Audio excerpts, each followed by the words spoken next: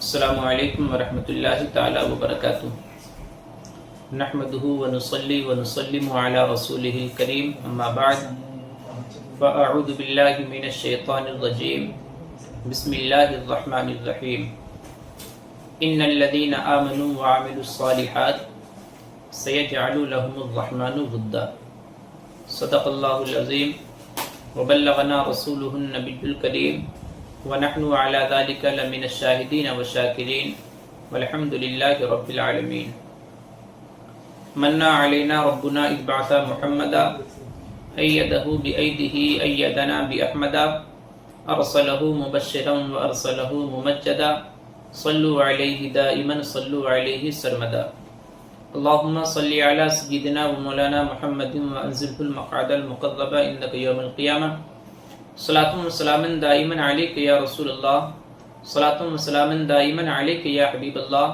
صلی اللہ علیہ وعلی آلہ واصحابہ وسلم۔ محترم ناظرین، اللہ رب العزت کا ارشاد عالی شان ہے، ان الذین آمنوا وعملوا الصالحات سیجعل لهم الرحمن ودا۔ اس کا سیدھا اور سادہ مفہوم یہ ہے کہ وہ لوگ جو ایمان لائے اور ایمان لانے کے بعد اعمال صالحہ کیے تو اللہ رب العزت ان لوگوں کی محبت دوسرے لوگوں کے دلوں میں ڈال دیتا ہے۔ آئیے آج ہم آپ کے سامنے ایک نئے ٹاپک اور نئے عنوان کے ساتھ آئے ہیں۔ محرم کی آخری تاریخ آنے والی ہے اور یہ آخری عشرہ چل بھی رہا ہے، اور آخری عشرے میں حضور مخدوم اشرف جہانگیر سمنانی رضی اللہ تعالی عنہ کا عرس سراپا قدس منایا جاتا ہے۔ تو آج ہم آپ کے سامنے حضور مخدوم اشرف جہانگیر سمنانی رضی اللہ تعالی عنہ کے حوالے سے کچھ گفتگو کرنے کے لیے حاضر ہوئے ہیں۔ محترم ناظرین، اللہ رب العزت کے کچھ نیک بندے ایسے ہوتے ہیں کہ ان سے دنیا کا ہر شخص محبت کرتا ہے، ان کی طرف اپنی نسبت کو بہت ہی اچھا محسوس کرتا ہے اور اس پر فخر بھی کرتا ہے۔ یہ کون لوگ ہوتے ہیں؟ یہ وہ لوگ ہوتے ہیں جو ایمان لانے کے بعد اعمال صالحہ میں ہمیشہ لگے رہتے ہیں، ان کی زندگی کا ہر لمحہ نیکیوں میں گزرتا ہے۔ یہی وہ لوگ ہیں جنہیں اللہ رب العزت اپنا دوست کہتا ہے۔ قرآن پاک پڑھیں گے تو ایسے لوگوں کو قرآن میں بڑے بڑے انعامات سے نوازا گیا ہے۔ اب ذرا ہمیں دیکھنا یہ ہے کہ آخرکار اللہ کا دوست ہوتا کون ہے۔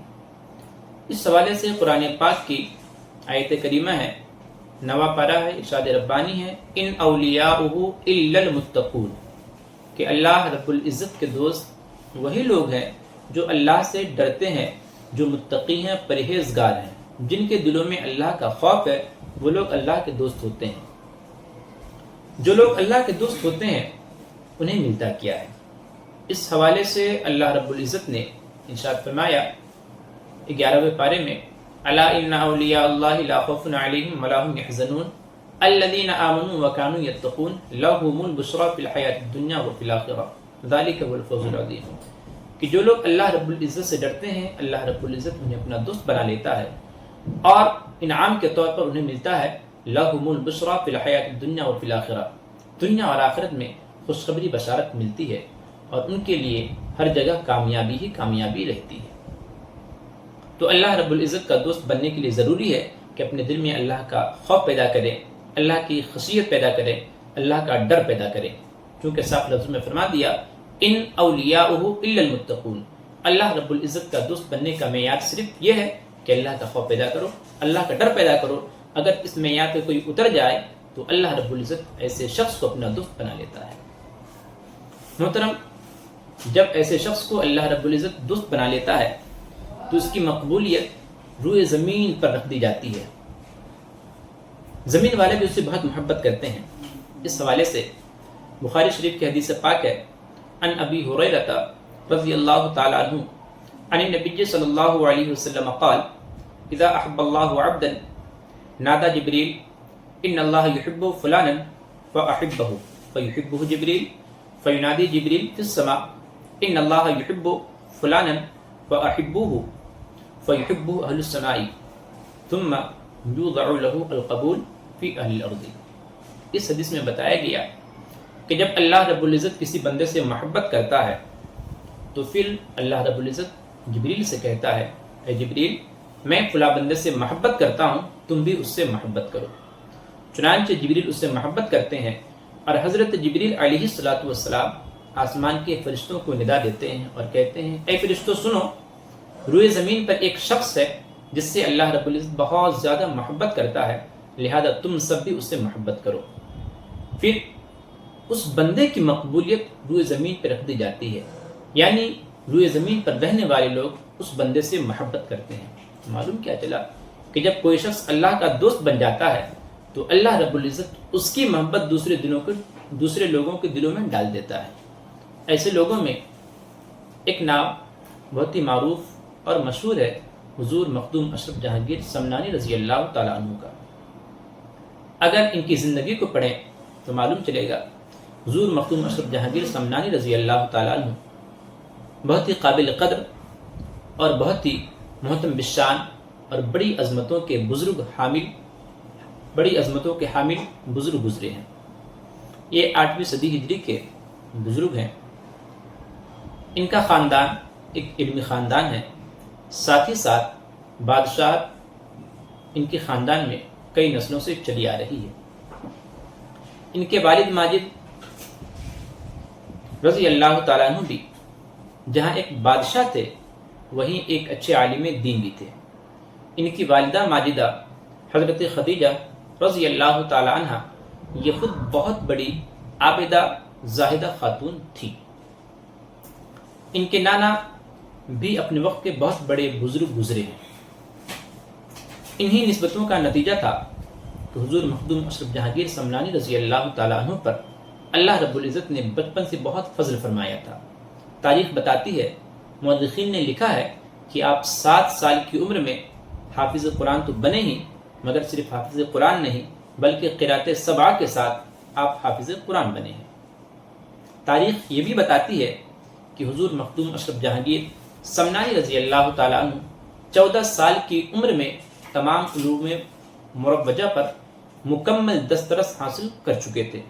اپنے وقت کے بہت بڑے عالم دین تھے اور بالکل نوجوانی کی عمر میں ہی آپ کی علمی شہرت بہت دور تک پھیل چکی تھی۔ آپ کا علمی مقام کیا ہے، اس حوالے سے ذرا سی گفتگو مقصود ہے۔ آپ ان کی زندگی کا مطالعہ کریں تو جہاں ان کے اندر ایک نہیں بے شمار خوبیاں تھیں، ان میں ایک بہت بڑی خوبی یہ تھی کہ آپ بہت بڑے عالم دین بھی تھے اور قرآن پاک سے آپ کو بہت زیادہ شغف اور بہت زیادہ محبت بھی تھی، جس کا نتیجہ، جس کا واضح ثبوت فارسی زبان میں قرآن پاک کا ترجمہ آپ نے کیا، جو آج بھی دنیا والوں کے سامنے موجود ہے۔ چنانچہ قرآن سے استدلال کرنا آپ کا بہت ہی خاص شغف تھا اور قرآن سے آپ کو بہت زیادہ محبت بھی تھی۔ اس حوالے سے روایتوں میں ملتا ہے کہ ان کے مشہور خلیفہ شیخ محمد کبیر عباسی رحمۃ اللہ علیہ نے جب پوچھا تھا، حضور یہ بتائیں کہ بندہ اپنے اعمال سے جنت میں جائے گا یا فضل خدا بندی سے؟ یہی سوال حدیث میں بھی ہے۔ تو حضور مخدوم سمنہ رضی اللہ تعالیٰ عنہ نے جواب دیا کہ بندہ فضل خدا بندی سے جنت میں جائے گا۔ حدیث میں بھی یہی جواب دیا گیا ہے۔ لیکن مسئلہ یہ ہے، حضور مخدوم سمنہ رضی اللہ تعالیٰ عنہ نے جو اگلی بات بتائی وہ بات قابل غور ہے۔ آپ نے تو بتا دیا جو حدیث میں آیا تھا کہ بندہ فضل خدا بندی سے جنت میں جائے گا، لیکن یہ بھی یاد رہے کہ آخرکار اللہ کا فضل ہمیں کب اور کیسے نصیب ہوگا، اللہ کی رحمت ہم تک کیسے پہنچے گی۔ اس حوالے سے مخدوم سمنہ رضی اللہ تعالیٰ عنہ نے صاف لفظوں میں فرمایا تھا کہ اللہ کی رحمت کو حاصل کرنے کے لیے اپنے آپ کو اس قابل بنانا پڑے گا، اللہ کی بندگی کرنی پڑے گی، اللہ کی اطاعت کرنی پڑے گی، اللہ کے احکام کو ماننا پڑے گا، اللہ کے حضور سر کو جھکانا پڑے گا۔ جب ان تمام کاموں کو کرو گے تب تم اللہ کی رحمت کے مستحق بن پاؤ گے۔ پھر آپ نے فرمایا سنو، یہ بات میں یوں ہی نہیں کہتا بلکہ اس بات پر قرآن خود گواہی دے رہا ہے۔ چنانچہ ارشاد ربانی ہے، 8واں پارہ ہے، سورہ اعراف ہے، ان رحمت اللہ قریب من المحسنین، بے شک اللہ رب العزت کی رحمت قریب تو ہے لیکن ہر ایک سے قریب نہیں، بلکہ ان لوگوں کے قریب ہے جو محسن ہیں، جو نیک کام کرنے والے ہیں، جو اچھے کام کرنے والے ہیں۔ حضرات محترم، اسی طریقے کی ایک روایت کتابوں میں اور ملتی ہے۔ آپ نے بتایا تھا اپنے لوگوں سے کہ علم ہو اور عمل نہ ہو تو پھر یہ علم بیکار ہے، اور آپ نے بہت ہی سادہ لفظوں میں ایک مثال سے یوں سمجھایا تھا، بتاؤ اگر کوئی شخص جنگل میں ہو، اس کے پاس ایک اور دو نہیں بلکہ 10 تلواریں ہوں، اور اس کے سامنے اچانک شیر آ جائے اور ان تلواروں کا استعمال نہ کرے تو آخر کار وہ تلواریں کس کام کی ہوں گی؟ یوں ہی اگر کوئی شخص بیماری میں مبتلا ہو اور اسے معلوم ہے کہ اس بیماری کے دفع کے لیے، اس بیماری سے شفا یابی کے لیے اس دوا کا علاج مفید ہوگا، فائدہ مند ہوگا، اس کے باوجود بھی اگر وہ بندہ اس دوا کا استعمال نہ کرے تو آخر کار اس دوا کا فائدہ کیا ہوگا؟ جب یہ بات آپ نے کہی تو کسی پوچھنے والے نے پوچھ لیا، حضور یہ جو باتیں آپ کہہ رہے ہیں کیا اس پر کوئی قرآنی آیات ہیں؟ تو آپ نے فرمایا بالکل ہے۔ چنانچہ آپ نے قرآنی آیت کی تلاوت فرمائی، سورہ نجم ہے، 27واں پارہ، ارشاد ربانی ہے، وَأَلَّيْسَ لِلْإِنسَانِ إِلَّا مَا سَعَىٰ۔ آپ نے اس آیت کریمہ کی تلاوت فرمائی اور یہ بھی فرما دیا کہ شاید تم اس آیت کریمہ پر اعتراض کر سکو۔ چونکہ اس آیت کریمہ پر اعتراض ہو سکتا تھا، آپ نے فوراً رخ بدلا، مزید 2-3 آیات اور پڑھی۔ ان میں سے ایک آیت کریمہ یہ بھی تھی، جزاء بما كانوا يعملون، جزاء بما كانوا يكسبون، اور بہت ہی مشہور آیت کریمہ ہے، فمن كان يرجو لقاء ربه فليعمل عملا صالحا۔ ان تمام آیت کو پڑھنے کے بعد آپ نے مزید اور آیات پڑھی ہیں، لیکن اتنے پر بس وہ بندہ مطمئن ہو گیا تو آپ نے بس اپنی گفتگو ختم کر دی۔ تو معلوم کیا چلا کہ حضور مخدوم سنہ رضی اللہ تعالیٰ عنہ کو قرآن سے بہت زیادہ شغف تھا، بہت زیادہ محبت تھی۔ آپ اپنی گفتگو میں قرآن پاک کو ضرور رکھتے تھے، اپنی بات کو آپ قرآنی آیات کی روشنی میں پیش کرنے کی کوشش کیا کرتے تھے۔ محترم ناظرین، اس کے علاوہ آپ کی بے شمار خوبیاں ہیں، کن کن خوبیوں کو ذکر کیا جائے؟ اتنی خوبیاں ہیں کہ مورخین نے بے شمار کتابیں لکھی، بہت ساری باتیں لکھی، اگر پڑھنا چاہتے ہیں تو آپ وہاں جا کے پڑھ سکتے ہیں۔ یہاں پر تو میں ایک بات بتا دوں تو حضور مخدوم سنہ رضی اللہ تعالیٰ عنہ بہت بڑے مصنف بھی گزرے ہیں، اور مصنف ہونے کے ساتھ ساتھ آپ بہت قابل مدرس بھی گزرے ہیں۔ آپ کی تدریسی خصوصیت میں سے ایک خصوصیت یہ ہے کہ جو شخص بھی آپ کے پاس قرآن حفظ کرنے کے لیے آتا، 1 سال میں وہ حافظ قرآن بن جاتا تھا۔ یہ آپ کے درس کی خصوصیت تھی۔ آپ بہت بڑے مصنف بھی گزرے ہیں۔ تصنیفی کام کوئی بہت آسان کام نہیں ہوتا، بہت مشکل کام ہے، اور آپ نے اس مشکل کام کو کیسے انجام دیا؟ تاریخ بتاتی ہے کہ آپ نے کہیں بیٹھا نہیں، آپ کی زندگی سیاحت میں گزری ہے، آپ نے دنیا کا چکر لگایا ہے، اور دنیا کا چکر لگاتے لگاتے آپ نے بہت ساری کتابیں لکھی، 1 اور 2 نہیں بلکہ اتنی کتابیں لکھی جو گنتی اور شمار سے باہر ہے۔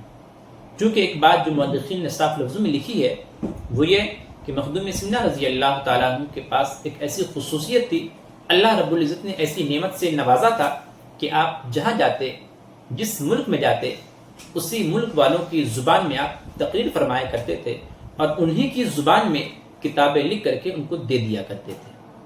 تو آپ نے دنیا بھر کا چکر لگایا ہے، آپ نے دنیا بھر کی سیاحت کی ہے، دنیا کا سیر کیا ہے۔ آپ اندازہ لگائیں نہ جانے آپ نے کتنی کتابیں لکھی ہوں گی، گنتی نہیں ہے، بالکل بہت کتابیں ہیں۔ میں آپ کے سامنے ان چند کتابوں کا ذکر کرنے جا رہا ہوں جن کو مؤرخین نے اپنی اپنی کتابوں میں جگہ دی ہے۔ چنانچہ جب آپ عرب میں گئے تو آپ نے اہل عرب کے لیے ایک کتاب عربی زبان میں قواعد العقائد نامی تصنیف فرمائی ہے۔ عراق و خراسان کے اطراف میں جب آپ گئے ہیں تو وہاں پر آپ نے اشرف الانصاب اور بحر الاذکار نامی کتاب تصنیف فرمائی ہے، اور گجرات میں اشرف الفوائد اور فوائد الاشرف نامی کتاب تصنیف فرمائی ہے۔ یوں ہی بشارت الذاکرین، تنبیہ الاخوان اور بشارت الاخوان نامی بھی آپ کی تالیفات میں سے ہے۔ یوں ہی آپ نے ملک روم میں مصطلحات تصوف تصنیف فرمائی، بنگالہ میں رسالہ حجت الذاکرین نامی کتاب تصنیف فرمائی، اور فقہ میں آپ کی بہت ہی مشہور اور معروف کتاب ہے۔ بتاتے ہیں کہ اس کتاب میں بے شمار مسائل تھے، بلکہ یوں کہتے ہیں کہنے والے کہ وہ ایسی کتاب تھی کہ اس کتاب میں وہ تمام مسائل موجود تھے جو انسان کو سفر و حضر میں کام آتے ہیں۔ اس کتاب کا نام ہے فتاوی اشرفیہ۔ تفسیر میں آپ نے ربح سامانی اور تفسیر نور بخشیہ تصنیف فرمائی ہے۔ یوں ہی ارشاد الاخوان اور رسالہ بحث وحدت الوجود، یہ بھی آپ کی تصنیفات میں سے ہے۔ یوں ہی معرفت و حقیقت کے بارے میں ایک کتاب ہے بحر الحقائق، یہ بھی آپ کی تصانیف میں سے ہے۔ علم نحو میں نحو اشرفیہ، یہ بھی آپ کی کتاب ہے۔ اس کتاب کے بارے میں بتاتے ہیں کہ یہ ایسی کتاب تھی جس میں علم نحو کے تمام مسائل کو یکجا کر دیا گیا تھا۔ فن تصوف میں کنز الدقائق اور بشارت المریدین، یہ آپ کی تصنیف ہے۔ ابدال، اوتاد، اغواص اور اقطاب کے حوالے سے آپ کا بہت ہی اچھا رسالہ ہے، رسالہ غوثیہ۔ ان کتابوں کے علاوہ آپ کی اور بھی کتابیں ہیں جو گنتی اور شمار سے باہر ہیں۔ ایک آخری کتاب آپ کی جو آپ نے 27ویں محرم کو اپنے قبر شریف میں لکھا، جس سے رسالہ قبریہ کہا جاتا ہے۔ آپ نے 27 محرم الحرام کو قبر شریف میں یہ کتاب تصنیف فرمائی، اور 28 محرم الحرام کو پھر آپ دنیا سے رخصت ہو جاتے ہیں۔ محترم ناظرین، تو مخدوم سمنہ رضی اللہ تعالیٰ عنہ کی ذات کوئی معمولی ذات نہیں۔ تاریخ کا مطالعہ کریں تو آپ کو معلوم چلے گا کہ خدا بند عالم کی طرف سے محبوب ہونے کا جو شرف ملا ہے دنیا والوں کو، اللہ کے نبی صلی اللہ علیہ وسلم کے بعد کی بات کر رہا ہوں۔ پیغمبر اعظم صلی اللہ علیہ وسلم کے بعد جو آپ کی امت ہے، اس امت میں چند مخصوص لوگوں کو ہی خدائے وحدہ لا شریک لہ کی طرف سے محبوب ہونے کا شرف ملا۔ ان میں سے ایک ذات ہے حضور غوث اعظم رضی اللہ تعالیٰ عنہ کی۔ آپ کو محبوب سبحانی کا لقب ملا ہے۔ دوسری ذات آپ کی ہے، آپ کو محبوب یزدانی کا شرف ملا، اور ہندوستان کی بہت ہی مشہور اور معروف شخصیت ہے۔